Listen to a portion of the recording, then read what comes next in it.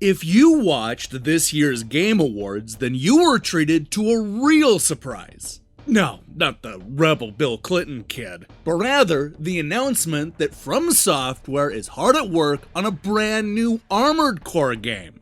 That's right, nearly a decade after Verdict Day, those giant mechs are back in Armored Core 6 Fires of Rubicon, coming sometime next year.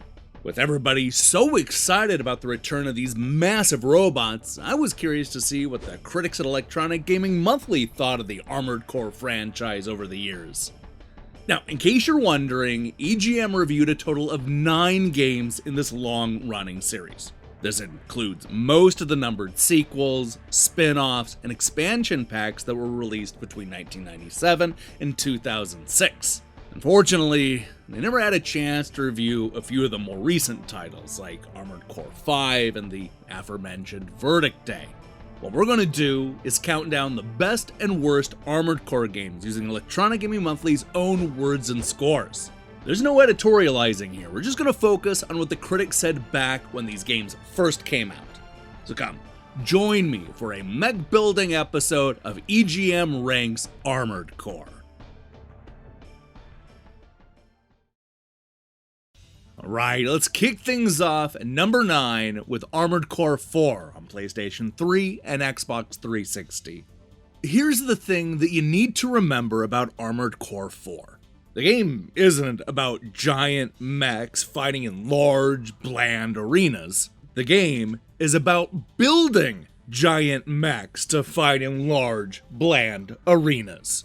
The actual fighting takes a back seat to the insanity of in-depth customization of your next.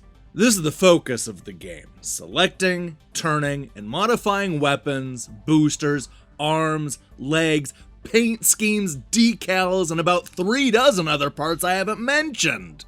That being the case, it really shouldn't be much of a surprise that the bits in between, the gameplay, are awfully weak, with missions that tend to be almost comically short and simple.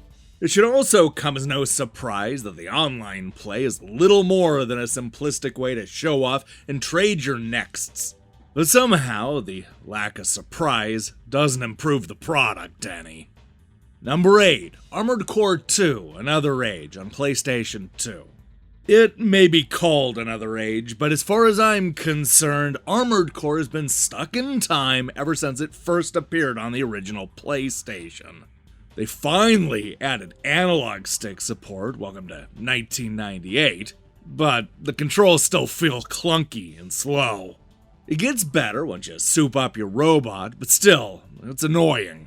As always, building and customizing your mechs down to the tiny details is great. But when that's more fun than actually taking it into battle, we've got problems.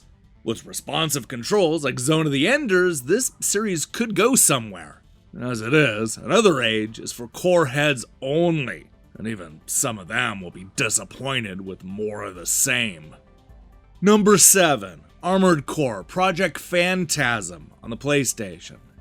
This game's window of opportunity expired 18 months ago.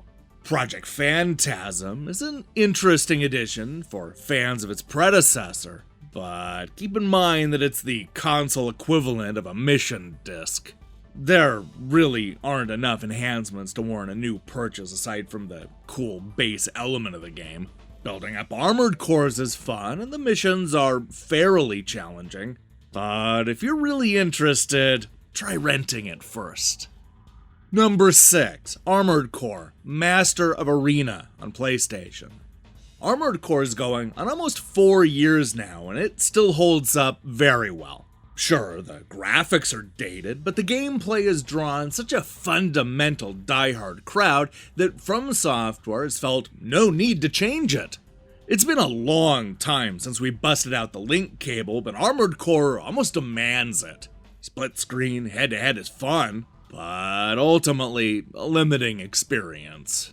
There's an extra disc that contains a bunch of extra mech parts and deathmatch arenas too. The question is, do we need another add-on pack for Armored Core? Number 5, Armored Core Nexus on PlayStation 2. I say if you've played one Armored Core game, you've played them all. Nexus has the same type of boring escort and seek and destroy missions as its predecessors, and the controls haven't lost their clunkiness despite some mild tweaks. But the customization aspects of Nexus are still pretty cool, since assembling a decent giant robot actually requires some thought. In fact, your journey to build the world's best battle robot is probably the single greatest motivating factor for plodding through Nexus's limp single-player experience or its mildly entertaining multiplayer mode. Number 4, Armored Core 2 on the PlayStation 2. Would somebody please explain why From Software thought of including every conceivable tweaking option in Armored Core 2, including linking multiplayer and the ability to craft your own decals with a USB mouse, but they left out the analog stick support? It's just a little thing, but it would go a long way towards updating gameplay that's little changed from the PlayStation 1 game. That said, Armored Core 2 looks extraordinary with outstanding mech models and the fancy weapon effects that fans of cross-flavored battles love. Of course, you get the endless mech customization options and some decent missions, but the stiff control really hurts this game's score. Number 3, Silent Line Armored Core on the PlayStation 2. The Armored Core series continues to evolve nicely. I love the increasingly vast collection of possible mech combinations and the fine-tuned gameplay of each successive iteration. Also, assembling your own cores and tailoring their colors and emblems to suit your taste is practically a game unto itself. Silent Line still offers the same rewarding, albeit sterile and linear, arena combat that the series fans expect. Hopefully, From Software will infuse a little more personality into the next installment. Number 2, Armored Core 3 on the PlayStation 2. Although you'll initially need 2 brains to comprehend the controls, Armored Core's mech maneuvering system eventually becomes fluid just as the level of difficulty flicks up a notch. Stages are reasonably short, but there are masses of them, and completing each one without an embarrassing internal fire is the key to purchasing more dangerously over-the-top weapons. Fans of the series won't be disappointed, unless you're expecting online play. It isn't in.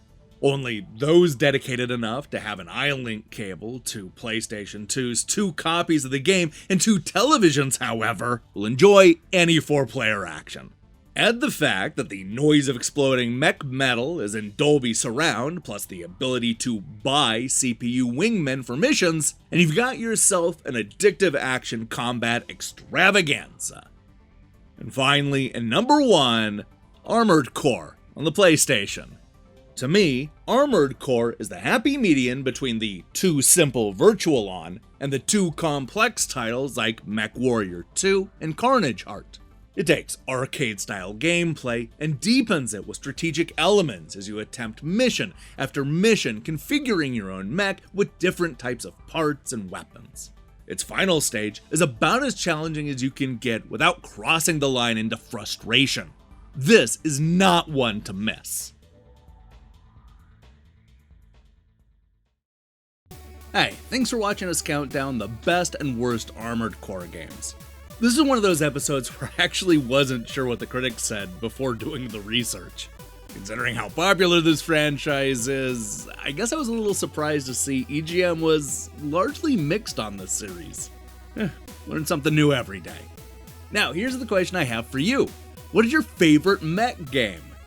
Doesn't have to be one of these Armored Core games. I mean, personally speaking, I'm more of a Zone of the Enders 2 guy than Armored Core. But look, there are so many good ones to choose from. Let me see your picks in the comments below. In other news, look for our review of Outshined tomorrow and Next Generation's 5-star reviews on Friday. While you wait for that, I strongly recommend you click that subscribe button and support what we're doing here. Until then,